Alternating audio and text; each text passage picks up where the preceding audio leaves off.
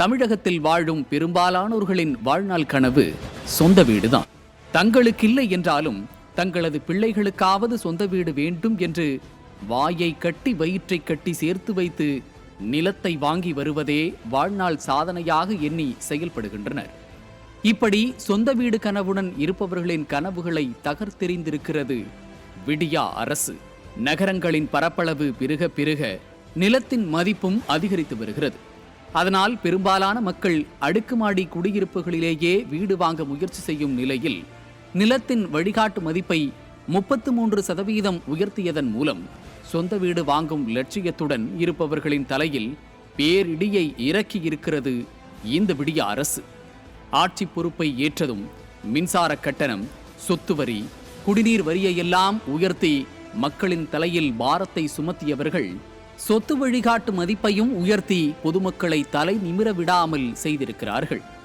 வழிகாட்டு மதிப்பு அதிகரிப்பு காரணமாக கடந்த ஜூன் மாதத்தில் அடுக்குமாடி குடியிருப்பு வீடு ஒன்றுக்கு 1.5 லட்சம் ரூபாயாக இருந்த பத்திரப்பதிவு செலவானது டிசம்பர் மாதத்திலிருந்து 4 லட்சம் ரூபாயாக உயர்ந்துள்ளது. இதனால் பொதுமக்கள் அடுக்குமாடி குடியிருப்பில் வீடு வாங்க அச்சப்படுகின்றனர். 50 லட்சத்துக்கு 1.5 லட்சம் ரூபாய் இருந்த ஸ்டாம்ப் டியூட்டி 4 லட்சம் ரூபாயாக உயர்ந்து உள்ளது. ஸோ இது நாட் ஒன்லி இந்த ஸ்டாம்ப் டியூட்டியோடு அவங்க போகிறதில்ல, அவங்களுடைய டேக்ஸ் பார்ட்டும் இதுக்கு பின்னால் பேரலாக இருக்கிறதுனால இது வந்து ஒரு பொதுமக்களுக்கு ஒரு அப்பார்ட்மெண்ட் வாங்க வர்றவங்களுக்கு ஒரு அச்சத்தை ஏற்படுத்தி கிட்டத்தட்ட டிசம்பர் 1ஆம் தேதியிலிருந்து இன்று வரை இந்த உங்களுடைய பத்திரப்பதிவுடைய லிஸ்ட் எடுத்து பார்த்தீங்கனாலே தெரியும், கிட்டத்தட்ட ஒரு பாதிக்கு மேலே அவங்களுடைய வருவாயும் இழந்து தமிழக கவர்மெண்ட்டுக்கு வந்து அவங்களுடைய இன்கமே இதனால் ஸ்டாம்ப் டியூட்டி வந்து பெரிய சரிவை சந்திச்சிருக்கும்.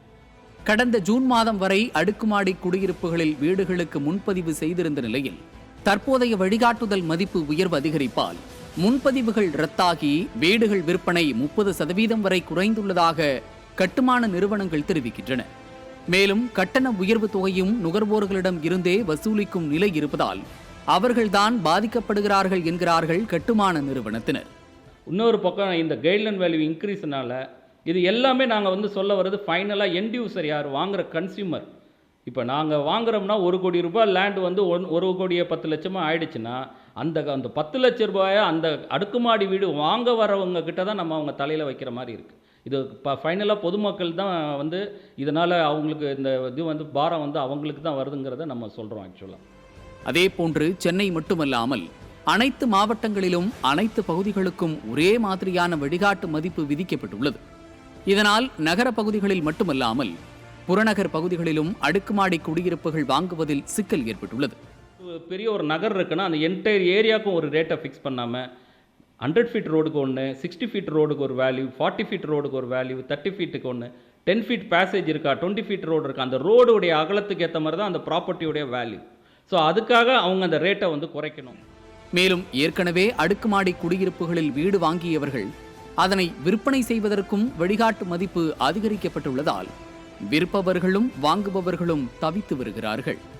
ரீசேல் பார்த்தீங்கன்னா இன்றைக்கி அவங்களும் ரொம்ப பெருசும் பாதிக்கப்பட்டிருக்காங்க. இப்போ பார்த்தீங்கன்னா 50 லட்ச ரூபாய்க்கு அவர் ஸ்டாம்பை அவங்க ரிஜிஸ்டர் போன இடத்துல இந்த புதிய கம்போசிட் வேல்யூனால அவங்க வந்து கிட்டத்தட்ட 80லேருந்து 90 லட்ச ரூபாய் வரைக்கும் உயர்ந்து அதுக்கு அவங்க ஸ்டாம்ப் பேப்பர் போடுற மாதிரி இருக்குது. இன்றைக்கி நீங்கள் செகண்ட் ஹேண்ட் ஃப்ளாட் வாங்கினீங்கன்னா அவங்க வந்து டிப்ரிஷியேஷன் வந்து அந்த பில்டிங் வேல்யூ எடுத்து கம்மி பண்ணுறாங்க. ஆனால் அந்த பில்டிங் வேல்யூ வந்து இப்போ நியூ வேல்யூ இதை எடுத்துக்கிறாங்க.